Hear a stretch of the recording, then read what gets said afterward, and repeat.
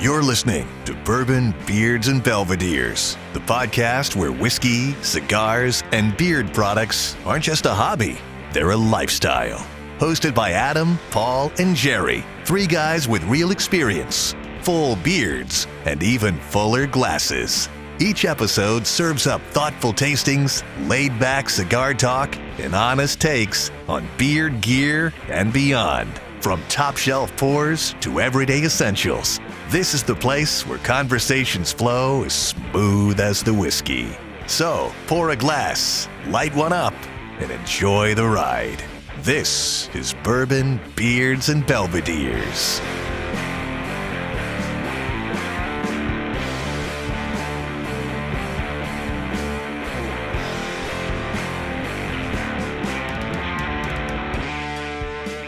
Welcome to Bourbon, Beards, and Belvederes. I'm Adam. And I'm Paul. And I'm Jerry. And today we've got some brandies to talk about. We do this every now and again, but it's not real common that we do. We got some cigars that we're smoking. We're all smoking the same cigar today. It's been a little while since we've really been on that track, so we decided to make that happen, and we'll tell you about why here real soon. And of course, we've always got some beer products to talk about too. So let's get right to it. I think I went to my top right the last time. I'll go straight down. Paul, what are you drinking? What's your palate warmer, sir? So, in keeping with the theme of today's episode, I actually picked this up 2 days ago, Friday. First time I'd seen it on the shelf. This is the Catoctin Creek Applejack, 80 proof. Tried it right away when I bought it, just a little swig when I got home, and it was good, but actually having the first pour out of a Glen, drinking it the right way, and yeah, I'm really liking it. So I'll get some samples out to you guys for this one. All right. Jerry, what you got? I went same route, Copper Kings Apple Brandy, finished in a Kentucky bourbon and new oak barrels, 46% or 92 proof. Just old label now, Copper Kings Apple Brandy. Shit's fantastic. Yeah. My first pour, a little bit of moonshine. This here is Mark and Digger's rye apple. Still got that apple theme. I'm getting ready to slug this back, and then I've got my Copper Kings Apple Brandy right here. I didn't consider grabbing that until you said it, and then I remembered how fucking good it is. So I got to have a little taste of that before we move on to these. I will join you fellas then. All right. I only have a little bit left, but Yeah, I may have picked up a couple bottles when they were on sale or whatever they were selling them for like $13-12. So I might have a couple sitting in reserves. Well, I'll tell you something though. This rye apple. Now this, in case people, I didn't lift it up there. It's a Sugarlands brand, Sugarland Shine. Mark and Digger's rye apple, signed by Mark Ramsey and Digger Maines. I don't know how they came up with this stuff. It's really sweet, which makes me think that maybe the mass-produced kind isn't just rye and apples. Maybe it's got something else in there that's adding to the sweetness, but it's really good. And the rye spice on it's very subtle, but it's there, and it really kicks that apple in. It's great. You guys would love it. So I'll make sure you guys get some of this here pretty soon. $20. I paid $20 for that jar. Sitting right next to it for $20 was the Heritage Mountain Corn Liquor, signed by Mark and Digger, which I already have a jar of that. I got that whenever I got to meet them. That's what they were doing there. They were meeting people and selling those jars, and I paid a lot more money than $20 for mine, so I'm a little aggravated. But I got to meet them, take a picture with them. Hell, I got to sit with them at their table where they sat for the rest of the night after the fact, because I know the owner of the restaurant where they were signing jars. It was a really cool experience. They're good guys. Hell, Mark stood up when he left, dragged me out of my chair and gave me a hug. I was like, this is, That's my idols are moonshiners from a TV show, and not, you know. But I fangirl pretty hard on that situation. It was nice. But $20, you can't really go wrong for that. That's some good stuff. You guys will really like it. Moving on to this Copper and Kings, though. What can you say, or what can't? I mean, what? There's nothing you can say that isn't nice about Copper and Kings, if that makes any sense. This shit is fantastic.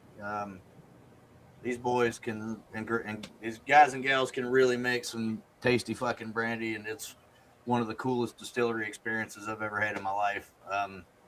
It's not big and sprawling and, you know, finely manicured like Jim Beam or Buffalo Trace or Maker's Mark.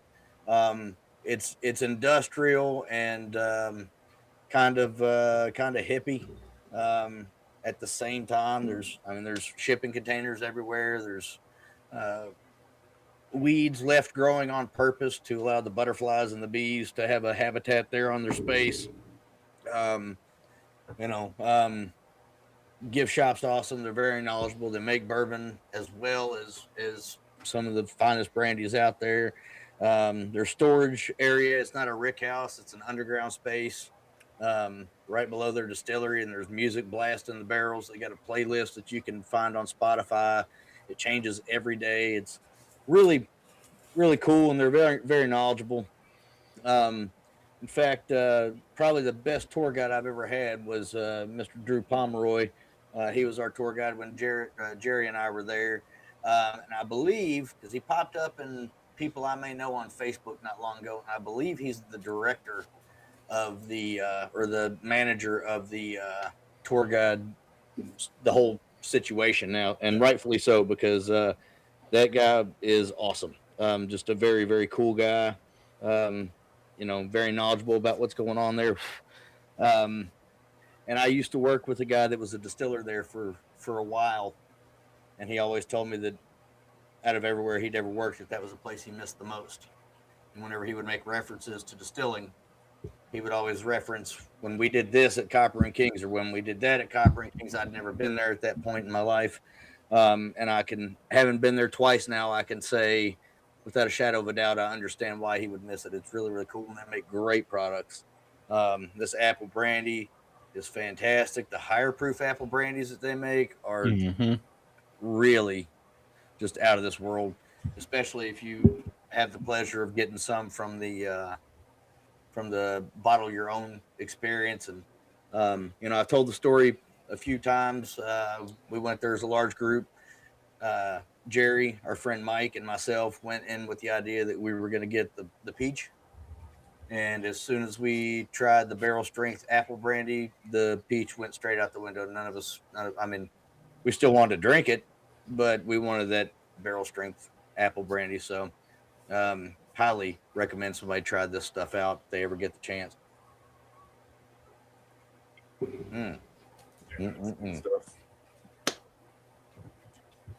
Paul, you sent out our first sample. So why don't you tell us a little bit about it, please? All right, so we're going to be drinking something from the oldest U.S. distillery number 1. They got their license in 1780. This distillery is famous for its Applejack. It's family owned to this day. I think they're 10th generation at this point. So they got a nice family legacy going there. They're out of New Jersey. They offer a shit ton of products, though. It's not just Applejacks and Apple Brandies. I mean, if you go on their website and hit their product page, it's a mile long. So they got a big operation going on. And what we're going to be trying is the Laird's 7.5-year-old Old Apple Brandy. This was first introduced by the Laird family in 1964 to commemorate New Jersey's 300th anniversary. It's 100% straight apple brandy aged in charred oak barrels. The brandy rests for 7.5 years in their aging warehouse. Then obviously they go through a tasting process and they choose which barrels are going to be used for this exclusive bottling. They bottle it at 80 proof. and they expect you to pick up some aromas of baked apples, cedar, pear, and wood will dominate the palate. So 80 proof. What you guys think? It's funny you say pear because when I was smelling, I was getting apple, but I was also getting like that tartness that you get from pears. But yeah, it's apple. Very fruit forward on the nose, definitely. Every once in a while, like the woodiness comes out, but there's not much. It's a lot of apple and that like tart pear note to me on the nose. I'm getting that savory again and a little bit of Band-Aid on the nose. Definitely getting apples, but I'm getting something else there. It's kind of sinister. I'm not sure how I don't get anything except pleasant fruit notes, so hopefully maybe that carry through. I haven't had this in a while. I sent you guys these samples a while ago, so it'll be the first time for me tasting it. But just sneak in there, I forgot to mention, it's about a $40 bottle. I think I paid like $42, something like that. Okay, well, the Band-Aids aren't there on the palate. It does give me a little bit of a single malt effect. Mm-hmm. It's very drying. Yeah. The fruit isn't as present on the palate as it is on the nose. That's for sure. It's a little more muted, but it's good, especially for $40. Hell yeah.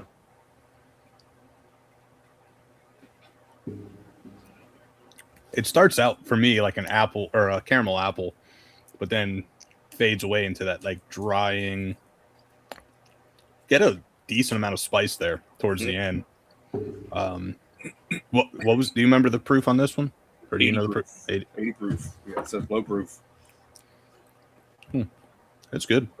Yeah, I do get. There's definitely a spiciness in the mid palate, like nutmeg or something like that kind of pairs well with the apple. But there is that drying for me. Is I get a lot of leather on the back end. Yeah. And that's where that that tannic drying note comes in, kind of. But yeah, no, I enjoy this. I wish it was 115 proof, but yeah, bring it up a little bit. I think it would help out a little bit. Yeah, other than that like drying effect at the end, I like it a lot. I'm not too big of a fan of a whiskey that dries out the palate, or a brandy, liquor, whatever. Yeah, so just going back, they have like I was saying before, they have a long line of different products. Looking on their website, they have a 10th generation apple brandy, a 12-year-old rare apple brandy. They got a RTD American Mule. They got this one. They got their blended Applejack, corn whiskey finished in apple brandy, Irish whiskey finished in apple brandy, Jersey Lightning. That's just unaged apple brandy. And then they go into a bunch more RTDs, bottled old fashioned. They do a straight bourbon whiskey. They have the whole Bankers Club line, Pinot Grigio. So they do different wines, Moscato. I mean, the list goes on and on and on. Get into liqueurs and private stock bourbon at 103 proof, Four Queens 101 proof whiskey blend. Got bourbons at 80 proof, at 86 proof. I mean, it just keeps going. They have so many products. I'd really like to. I'm not too far from New Jersey. I wonder if they have any kind of distillery experience. I'll have to check into that. But yeah, good stuff. And like I said, all the bottles I've had from them before, whether it's their bourbons or I know I'm almost positive we had the corn whiskey or the Irish whiskey finished in apple brandies on the show a long time ago. Yeah, we had a whiskey. I don't know. I think it was Irish.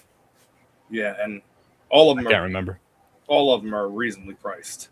I don't ever remember picking up a bottle of Laird's and thinking this is more expensive than I want to spend. So, I mean, even their 12-year-old rare apple brandy in this beautiful bottle is $120. So I mean that's not bad at all for a 12-year-old aged apple brandy in a display bottle essentially. No, I want to say years ago, the Total Wine here had a single barrel pick of, I want to say it might have been a 7-year-old apple brandy, and I think it was only like $60, something like that. But it was also, I want to say it was like 100 proof or somewhere around there. Wish I grabbed it, never did because I didn't know anything about it. It was before I really knew much about good brandies. All I knew about back then was like, what's that, the EJ and all that shit that you see on the shelf all the time. E&J, that's what it is. But yeah, take a puff of that cigar and then go back to that apple brandy. Let me know what you guys think. I'm just, not to interrupt, but I'm going through their website. They have an offering that's a Laird single cask apple brandy for $52 at 121 proof. I will be seeking that out for us. That sounds fucking fantastic. If it's this with 40 more proof points on it, I'm all in.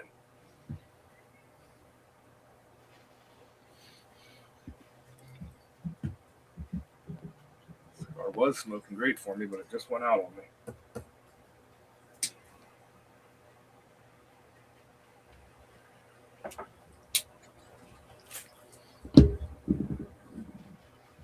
This cigar is fantastic. I'm sure we'll get to that soon, but yeah, I mean, it just went out on me for the first time, but I mean, it's got a great draw, produces a ton of smoke.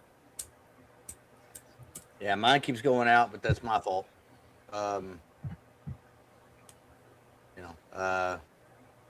Entirely my fault. But the cigar is awesome. Nice and earthy. Get some chocolate. Get some leather. All the things that I like to get. I love the band. It's awesome. Shaped like a dog tag. It is veteran owned, the company. It's a badass cigar. That's for damn sure. They were kind enough to send these to us, which we always appreciate but never expect. So thank you to this company for sending those our way. Jerry, you got the specs on this bad boy? Yeah. So we are smoking from Haze Gray, their Admiral. This is the Toro. Probably should have grabbed the size. But it's their Toro. It's a Nicaraguan Habano wrapper and then Nicaraguan filler and binder. I don't know the exact size other than it being a Toro. So, but yeah, it's smoking fantastic. It went out on me once, but that's just me letting it sit. Yeah, I get started out with a lot of pepper, kind of dialed back as it started getting into the second, third.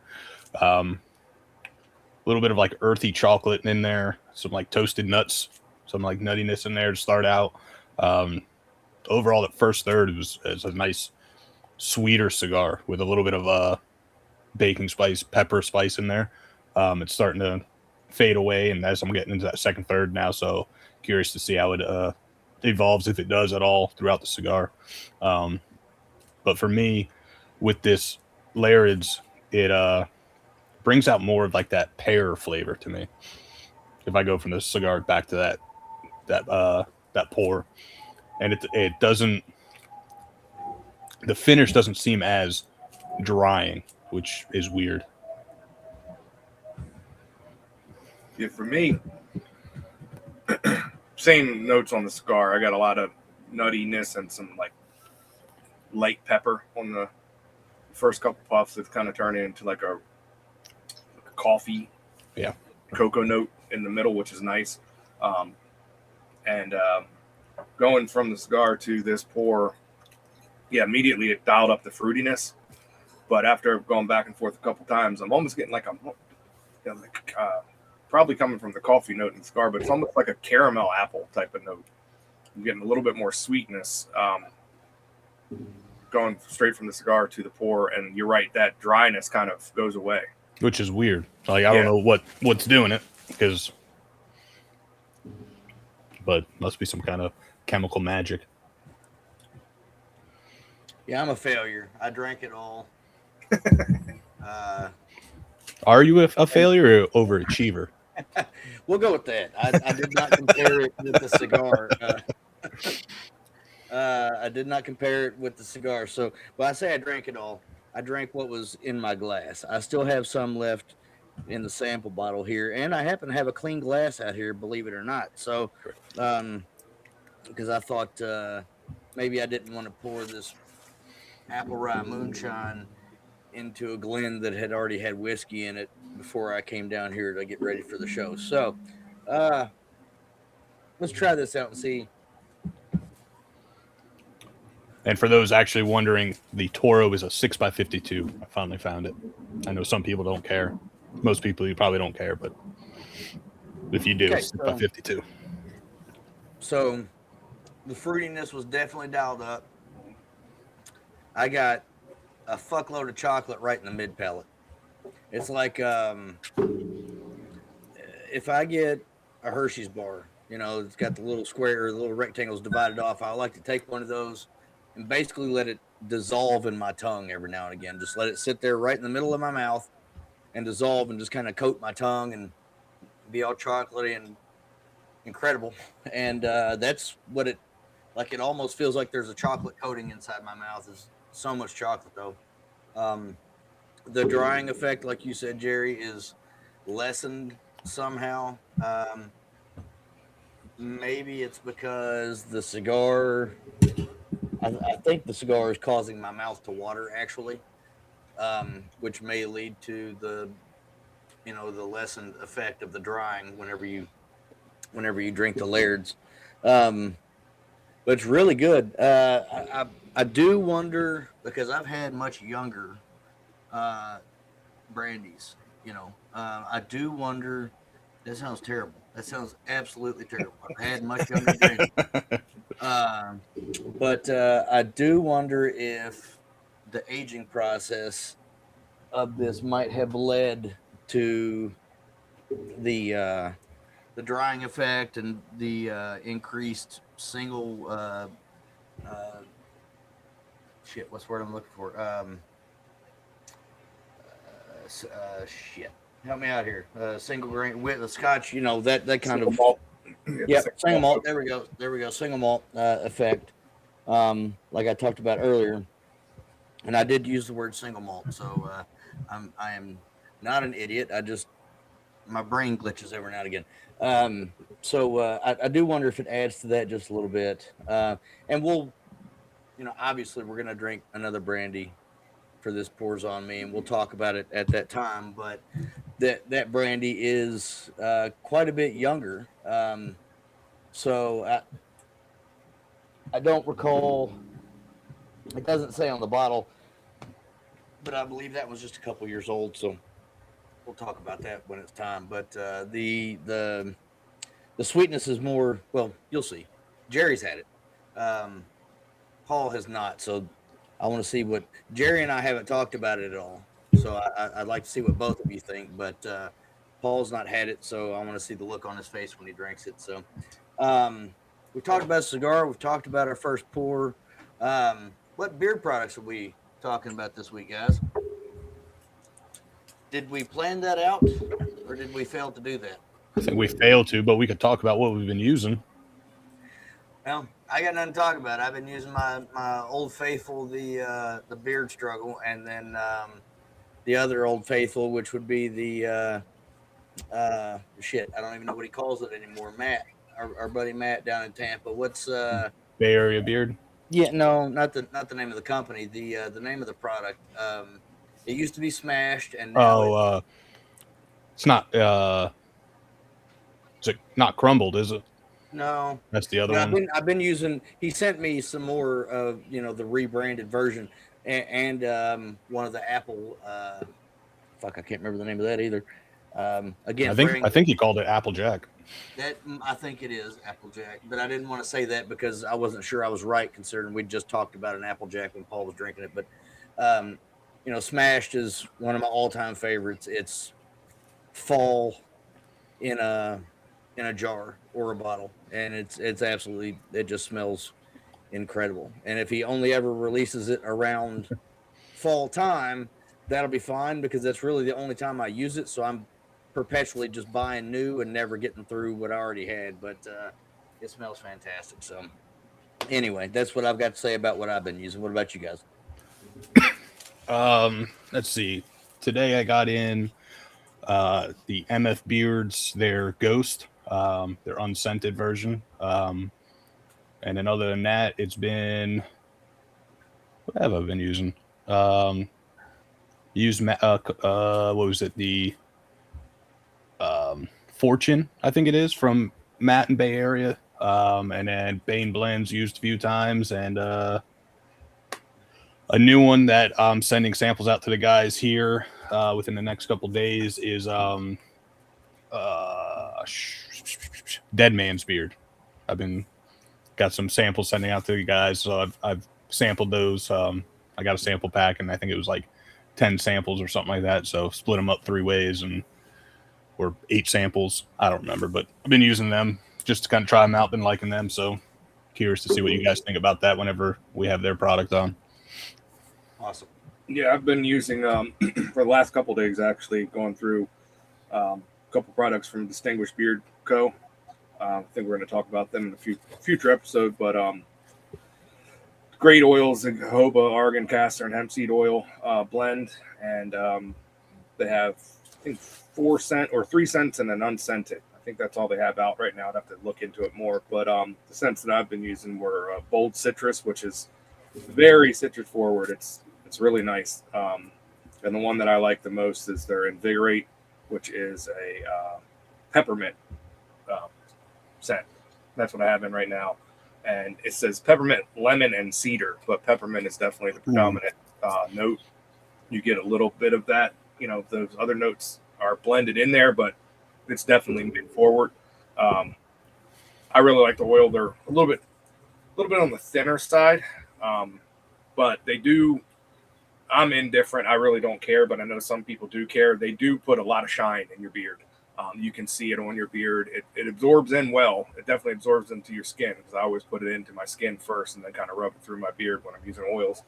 But I've noticed that my beard does have that shine and that glisten when the light hits it for longer than a lot of other beard oils. So I know some people like that product effect that it's in there and it absorbs well, but it kind of stays on your beard and adds that look to it. So I really like them. Check out their website. They have a sample pack for like $6, and you can check out some of their oils, which is a great deal. And then they have butters, balms, and different products on there. Like I said, we're going to probably talk about these guys in a couple weeks, but I've been using them since I got the product in, and I really like them. Right on. Well, I think that moves us right into this pours on me, and I'm ready to get into it, and I'm sure you guys are as well. This is really the star of the show, so let's move on to this pours on me.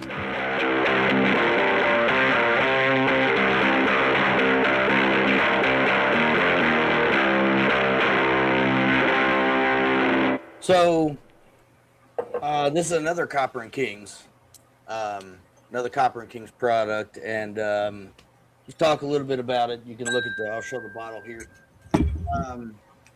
Right here across the top says Butchertown, and that is significant to their products. There are several different products that actually have the Butchertown label on it, but the reason why is because there's a town, a neighborhood in Louisville called Butchertown. Back in the day, they had stockyards and they had butchers and all kinds of stuff, and that's really how it got its name. It's lately been rather gentrified. They're trying to build it up, and I guess maybe there's a different way to use it because gentrified usually has a somewhat racist connotation. It's not necessarily anything to do with that. They're just trying to make that particular area of Louisville nicer, and so they're putting in shops and upscale homes and all this stuff. It's kind of funny. I was reading through the history here, and it just says due to the high German population, the resentment of them by supporters of the Know Nothing Party, Butchertown was where the Bloody Monday riots of August 1855 began, as Know Nothings tried to prevent Germans and Irish from voting in an election, and the riots killed 22 people. The Know Nothing Party, which is the American Party known as the Native American Party before 1855, and colloquially referred to as the Know Nothing or the Know Nothing Party, was an old stock nativist political movement in the United States in the 1840s through the 1850s. And just reading about this at a glance reminds me of fucking Gangs of New York. You know, it's like we could make a Gangs of Louisville spinoff of Gangs of New York. You know, stick Daniel Day-Lewis out, roll him out there, and let him carry, you know, this movie like he does every fucking movie that you put him in. Probably. I was thinking of the Dead Rabbits when you were talking about that too. Yeah, I mean, you know, Daniel Day-Lewis, arguably between him and Gary Oldman, probably the two greatest actors that I can think of at least the last generation of actors. That'd be great. That'd be great. But that's what it's all about. So anyway, Copper Kings is fairly close to the Butchertown area of Louisville. If it's not technically in Butchertown, it's Butchertown adjacent. It's very, very close. This was a distillery exclusive. It's funny because it says the label here's got all kinds of transparency on it. It says filled for. It says you with an exclamation point. Bottled on 10/15/2024.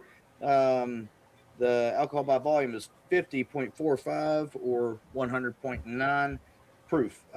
This is a grape brandy with honey finish and orange curaçao barrels. So it is different, and it is truly one of the more amazing things that I have tasted. Probably one of the most amazing things that I've tasted coming out of 2025. I'm curious to hear what you guys think. And Jerry has had it before, so let's hear what he's got to say. And then Paul, you'll be right after him because I want to see the look on your face when you take a drink. You missed the look on his face when he first took a smell of it. Yeah, no, I didn't. I saw that. But I want to see the look on his face when he drinks it because this is a truly amazing liquid in a glass. Yeah, so I don't get any of the honey out of it. When I first tried it, because Adam sent me a sample of this for Secret Santa that we all did, and I was getting a lot of like lime. There's that. And I was thinking it was some kind of like, I don't know, some kind of liqueur or something, but yeah, it's fruity.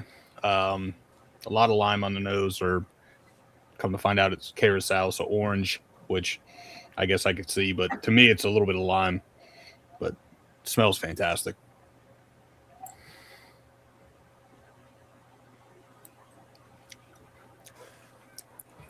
And then that bitterness from like a curaçao comes through. Still no real, yeah, I'll take that back. There's a little bit of honey influence on the palate, like the mid palate. And then like the grapiness comes in towards the end.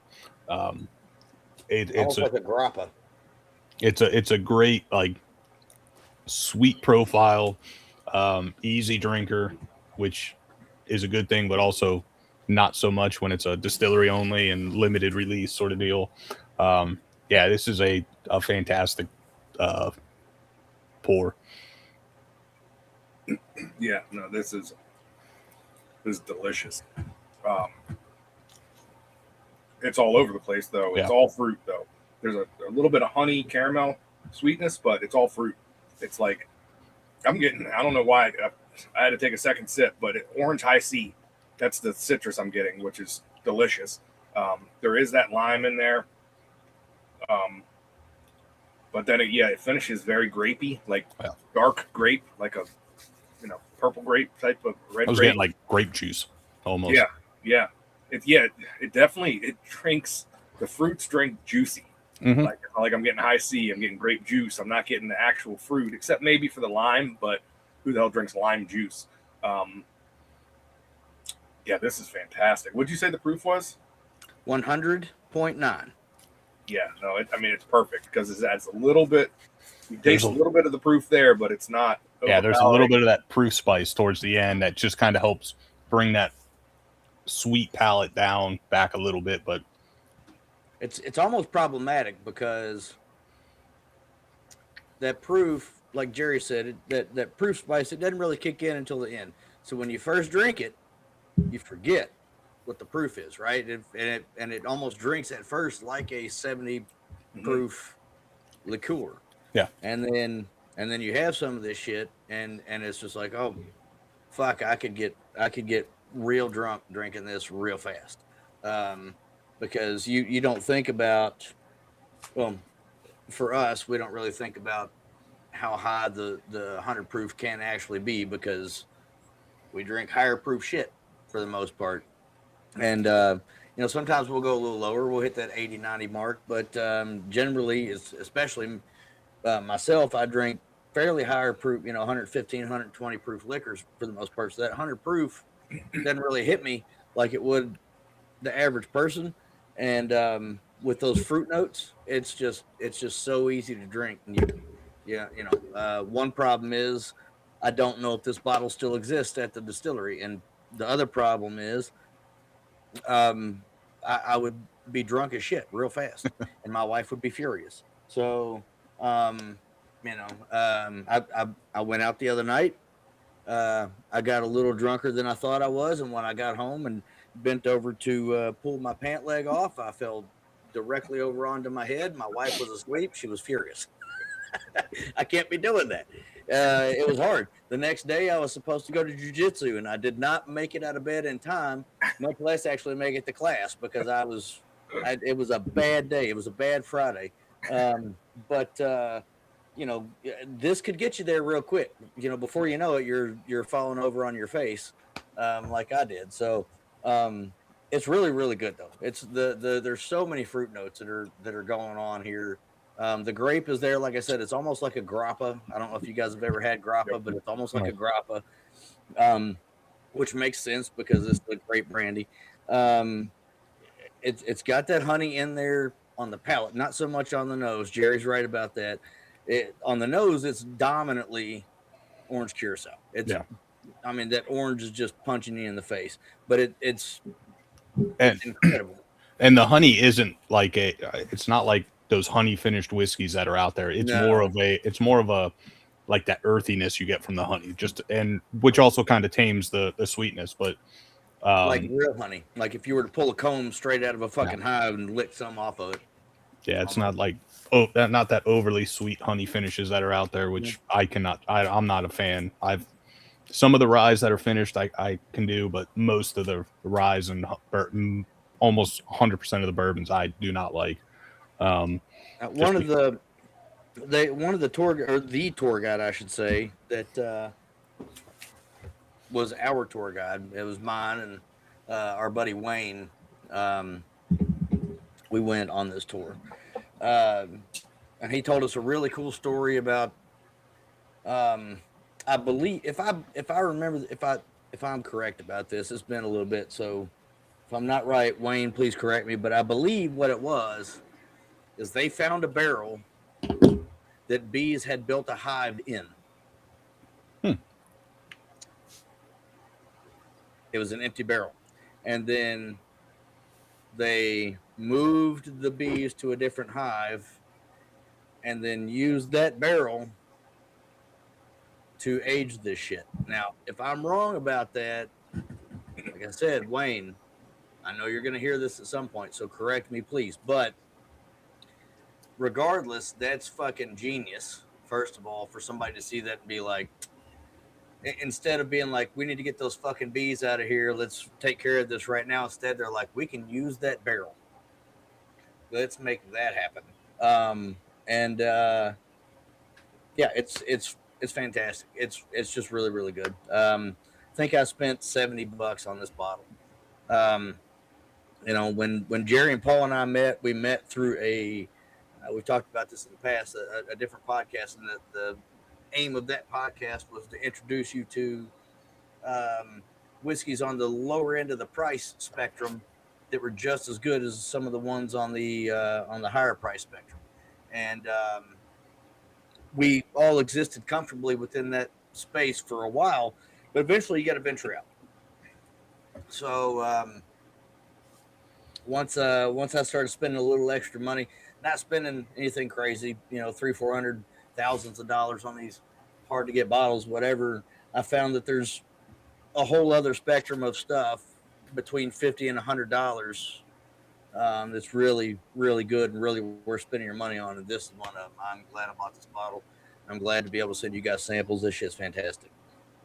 Yeah, no, this is like you're saying, it's dangerous. I mean, the proof's not crazy high, just at 100 proof, but you want to keep drinking it because every sip you're finding something different almost. Like I started to get like going from juicy notes to like fruity bubble gums. You know, the sweeter it gets, the more I drink. And then I sat with it for a minute with the finish, and I'm almost getting like an anise or a mint on the finish like 30 seconds later, which I have no idea where that's coming from brandy. But it's super complex. This is not just buy one when you see it. This is buy a case when you see it. Yep, I should have. I should have bought a fucking case. Like I said, I think it was like $70, and I just didn't have the $360 or more to pay for an entire case of this shit. But have you guys had the opportunity to? Well, I know you've had the opportunity, but have you actually tried it with your cigars yet? Because that's a whole different level of fantastic right there. I'm gonna have to get into that. I keep going straight back to the whiskey because, like, it's one of those you just want to keep sipping on because each time you kind of find something a little bit different, leads your mind down a little bit path. And you want to see if you catch that again, and then you pick up something else. And yeah, this is fantastic.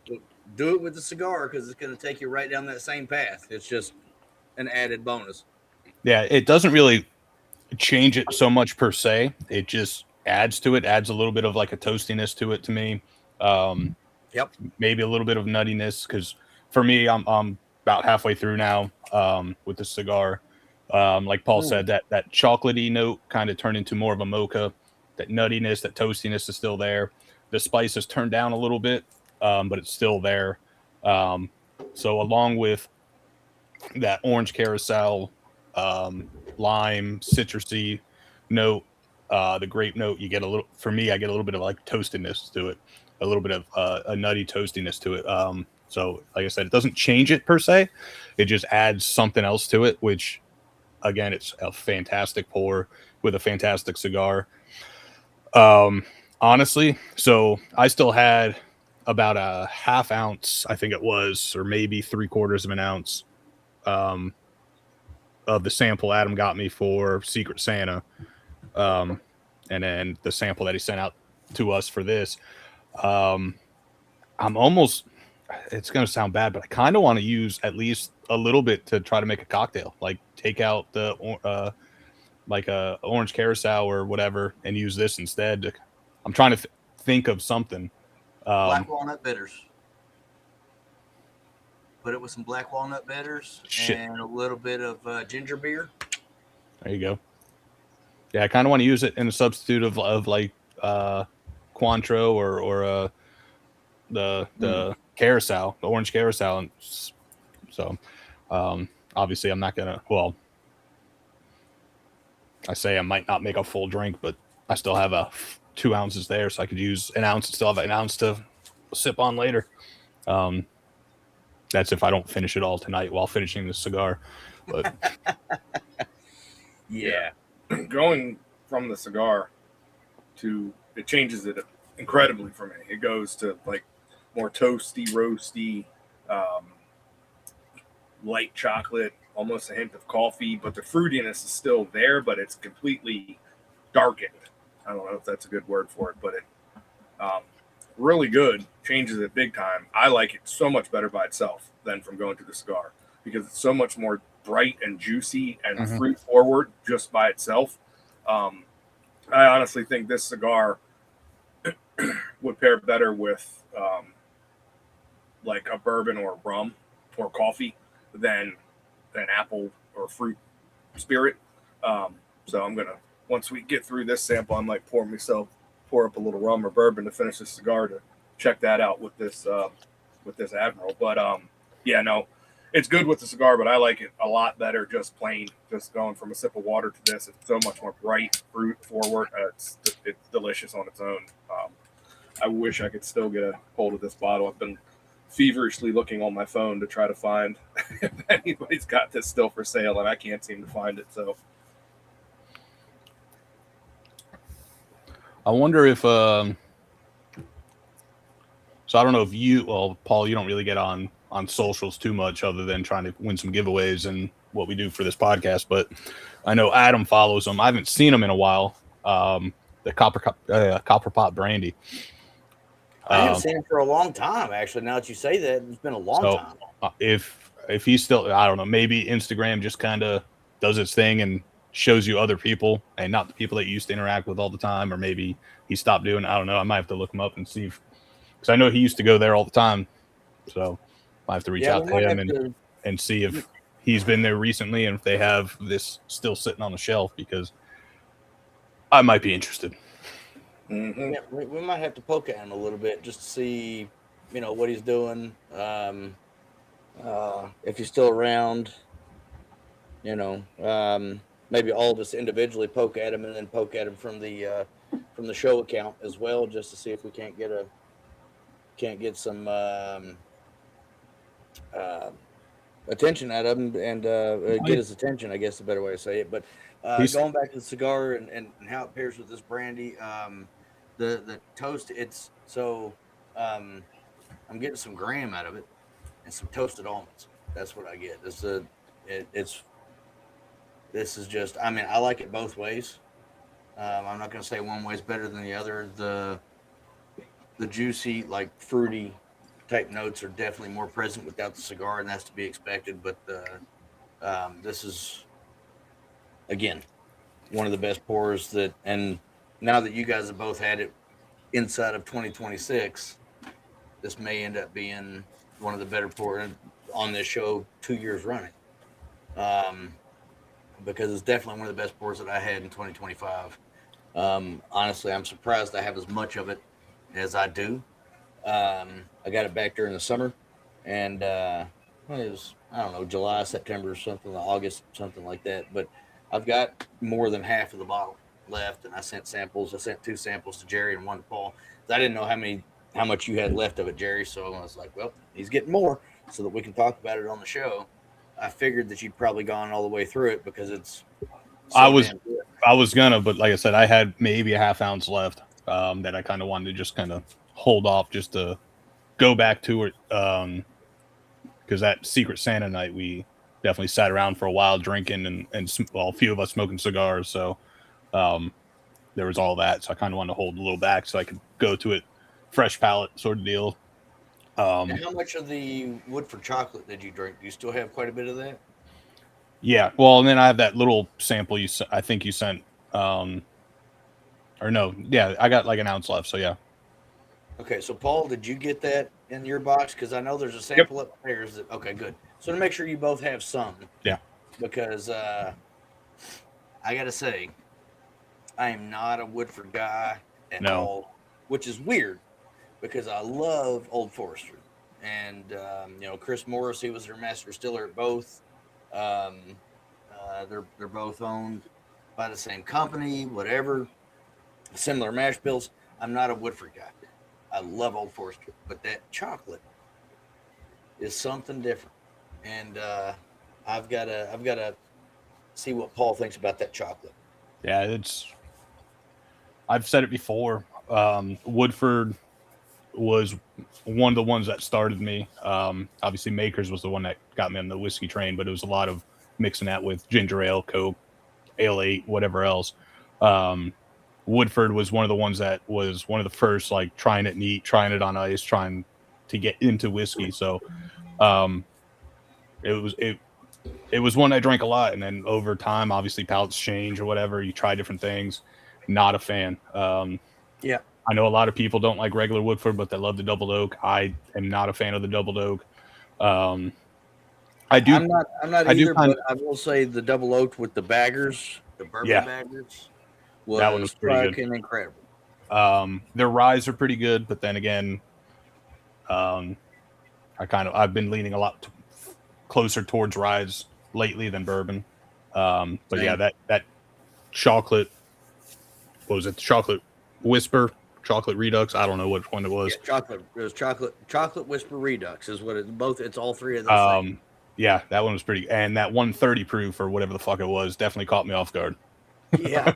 That's why I still have like an ounce, maybe a little bit more left because of 130 proof. I'm not trying to slug that shit back. It's definitely a sipper. Definitely a sipper, but it's there's something about that. They do something different with that chocolate malt that I've never seen anybody else make happen. Now, Paul, I just saw you take a drink, and I saw that look on your face. I waited. Paul's really enjoying this drink right now. Yeah, I cleared my palate and I waited a little bit, took a sip of water, and back to that fruit bomb. Mm-hmm. That is it's fantastic. so good. Yeah. There's something really to be said about. It's funny because we all came together as bourbon drinkers and sometimes rye drinkers. Paul's was more of a rye drinker at that time than, but the three of us are probably all.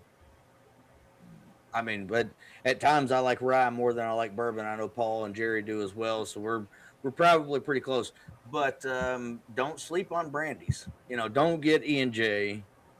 Don't go get Hennessy's just a brandy made in the Cognac region of France. So don't go get Hennessy and all that. Don't go get you some true American brandy. You're gonna get some apple brandies. You're gonna get some grape brandies. You might find some peach brandies or some pear brandies. You might find some really cool shit out there that you've never thought about and should, because, at one time, rye, whiskey, brandy, and rum were the three biggest liquors in the United States. Those things were happening before bourbon was ever thought about or ever a thing. Whiskey was a thing, but not in the same way that bourbon is today, and definitely, back then, because it had to be figured out, had to be invented yet, but. Don't sleep on the brandies because, wow! And this one right here, holy shit! Copper Kings, these guys know a thing or two. Yeah. Well, I'm on their website right now, and I had to. Sorry if I was quiet for a minute because I was blown away. I had to put in my address and see if this price was true and all that kind of stuff because they have a deal going on their website for their Legacy collection. The 3-pack. Which is the 3-pack. Yeah, I saw that. I got an email the other day. I was this close. Yeah, I'm going to get it right now. I think 6-year American Brandy, 750 full-size bottle.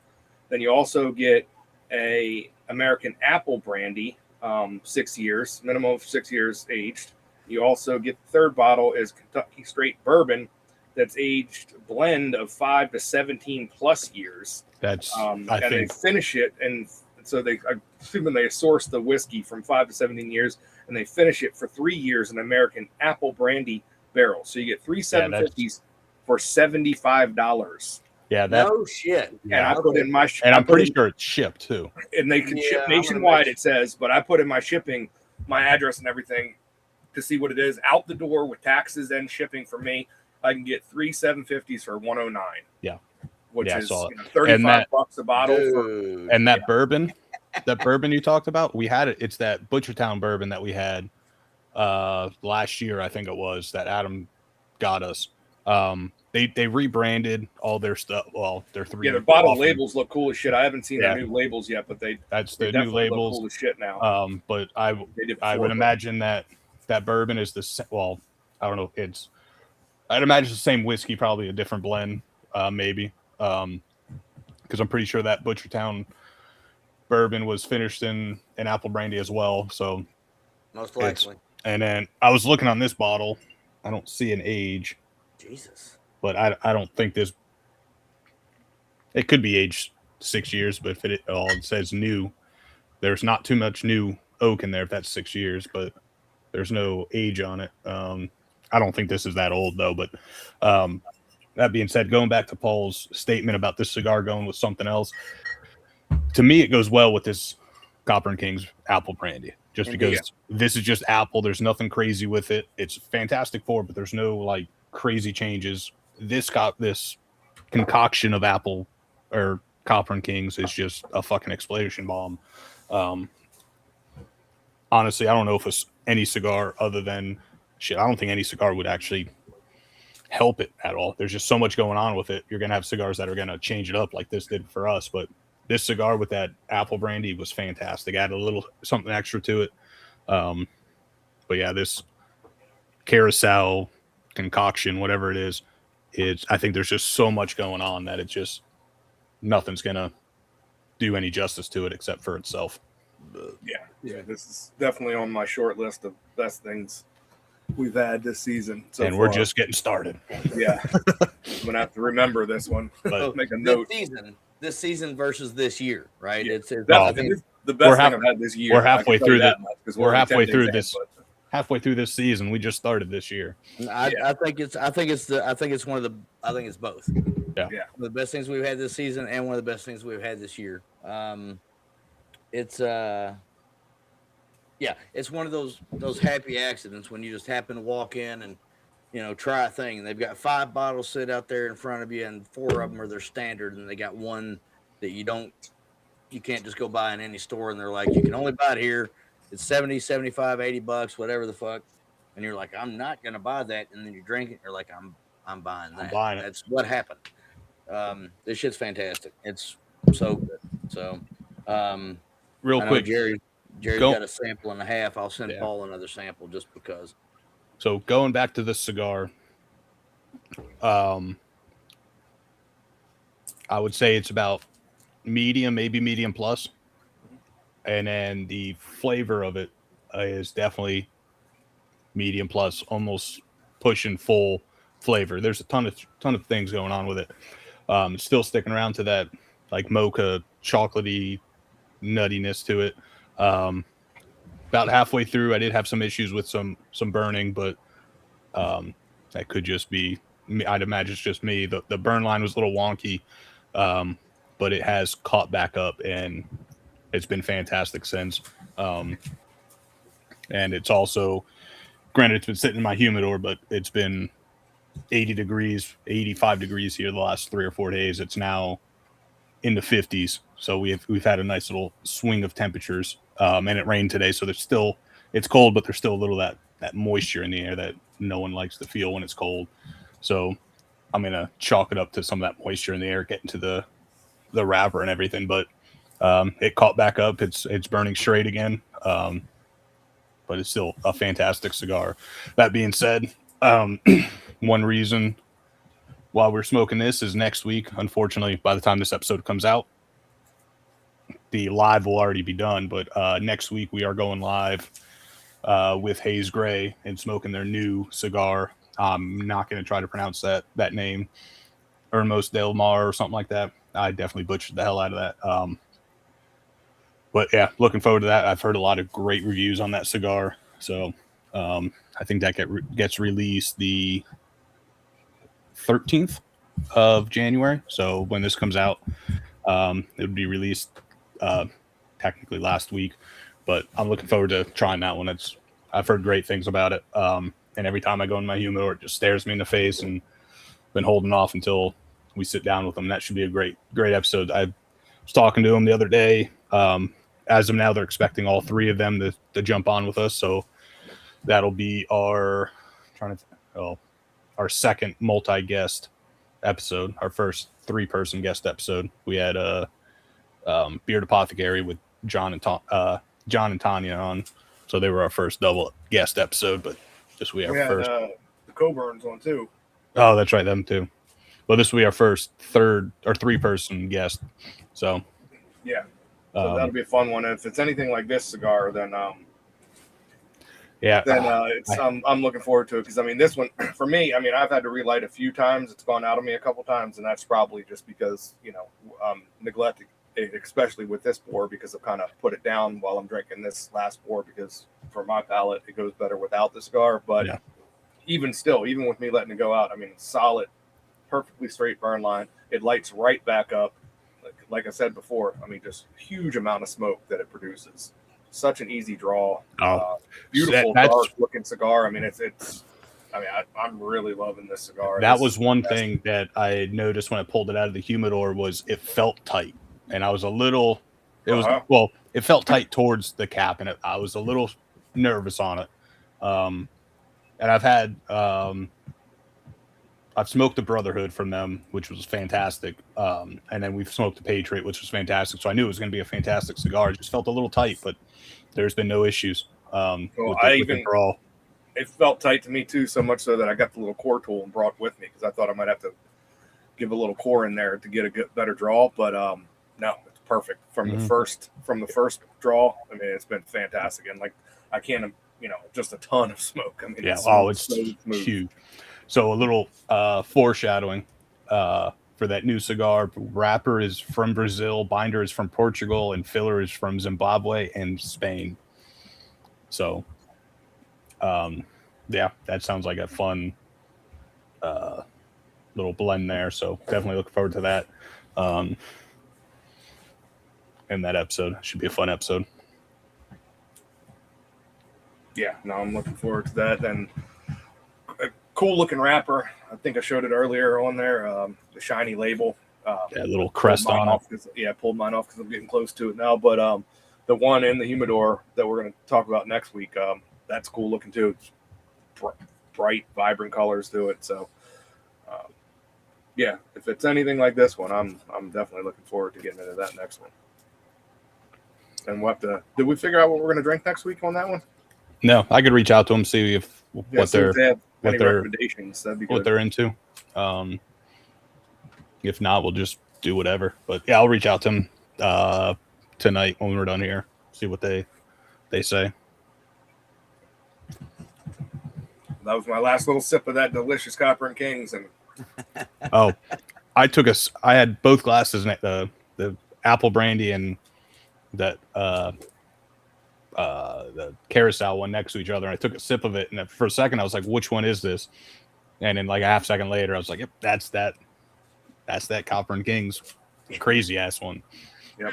I thought I picked up the Apple Brandy because I'm still smoking that cigar. I'm gonna leave that last little bit in that glass when I'm done with this cigar, but like Paul did. But it's like high C, orange, lime runs. It's juicy, like grape juice. Like it's so candy and juicy. Lime runs. That's exactly it.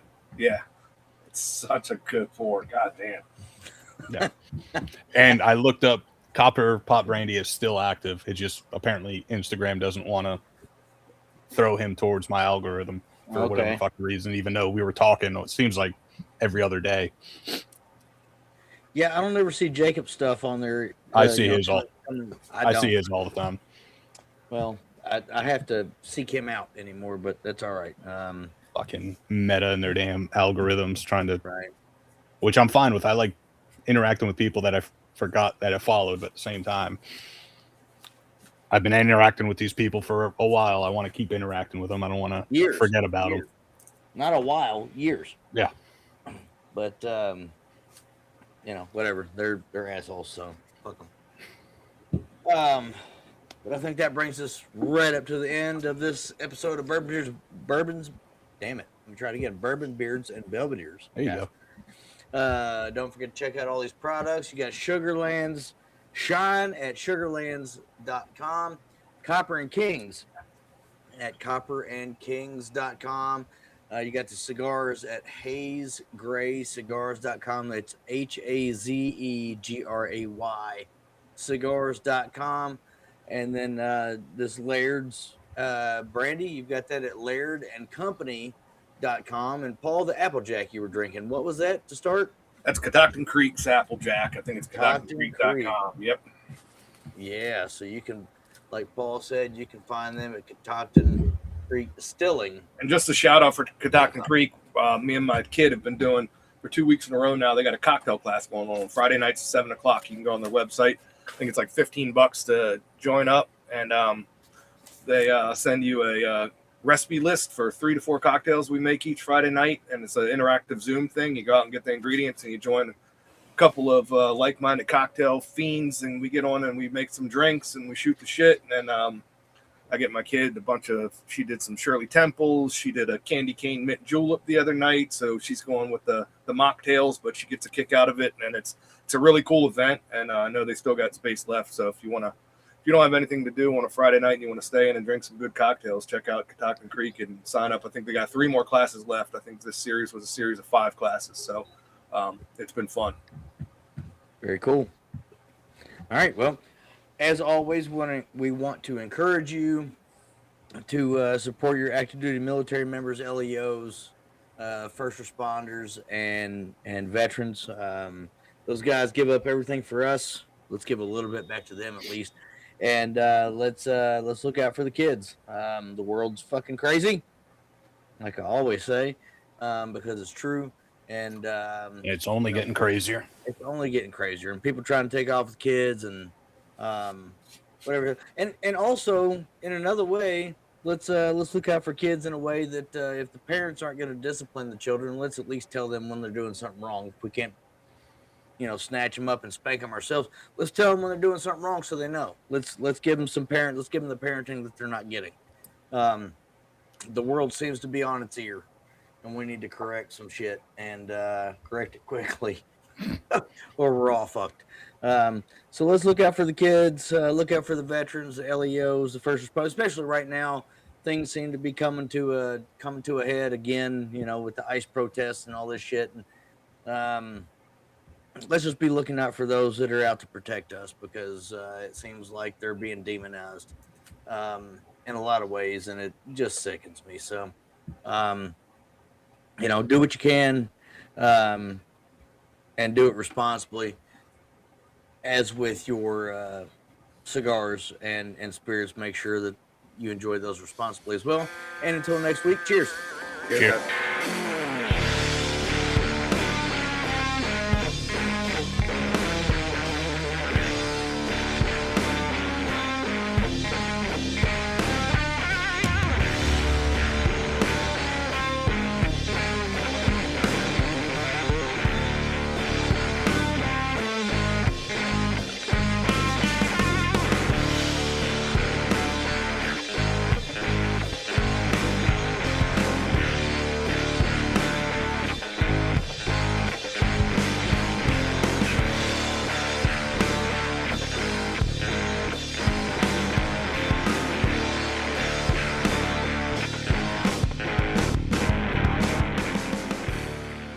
Bourbon, Beards, and Belvederes is produced by Adam Bolden, Paul Rousseau, and Jerry Ullman.